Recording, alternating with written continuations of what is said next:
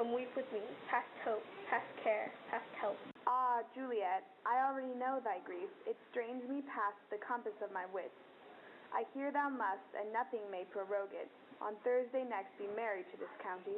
Tell me not, friar, and thou hearest of this, unless thou tell me how I may prevent it. And in thy wisdom thou canst give no help. Do thou but call my resolution wise, and with this knife I'll help it presently. God joined my heart in Romeo's. Thou art hands, and ere this hand by thee to Romeo's field, and shall be the label to another deed, or my true heart with treacherous revolt turn to another, this shall slay them both. Therefore, out of thy long experienced time, give me some present counsel, or behold, twixt my extremes and me this bloody knife shall play the umpire, arbitrating that which the commission of thy years and art could to no issue of true honor bring. Be not so long to speak. I long to die, if what thou speakest speak not of remedy. Hold, daughter, I do spy a kind of hope, which craves as desperate an execution as that is desperate which we could prevent. If rather than to marry County Paris, thou hast the strength of will to slay thyself, then it is likely thou wilt undertake a thing like death to chide away this shame. That copest with death himself to escape from it, and, if thou darest, I'll give thee remedy. Oh, bid me leap, rather than marry Paris, from off the battlements of any tower, or walk in thievish ways, or bid me lurk where serpents are. Chain me with roaring bears, or hide me nightly in a charnel house.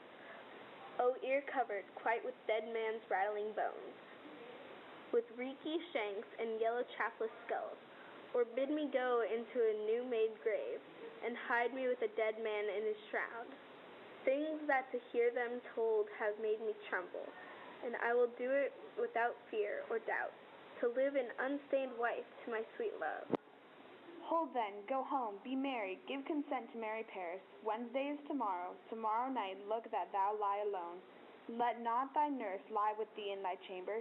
Take thou this vial, being then in bed, and this distilled liquor drink thou off, when presently through all thy veins shall run a cold and drowsy humor. For no pulse shall keep this native progress, but secretes no warmth, no breath, shall testify thou livest.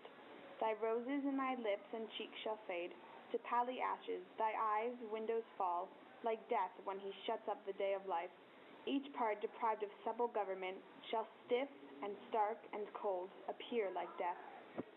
And in this borrowed likeness of shrunk death thou shalt continue 42 hours. And then, awake as from a pleasant sleep, now when the bridegroom in the morning comes to rouse thee from thy bed, there art thou dead.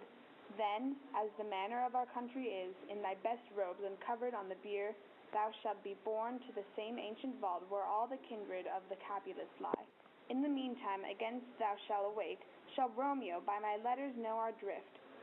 And hither shall he come, and he and I will watch thy waking, and that very night shall Romeo bear thee hence to Mantua, and this shall free thee from this present shame, if no inconstant toy nor womanish fear abate thy valor in the acting it. Give me, oh, tell not me of fear.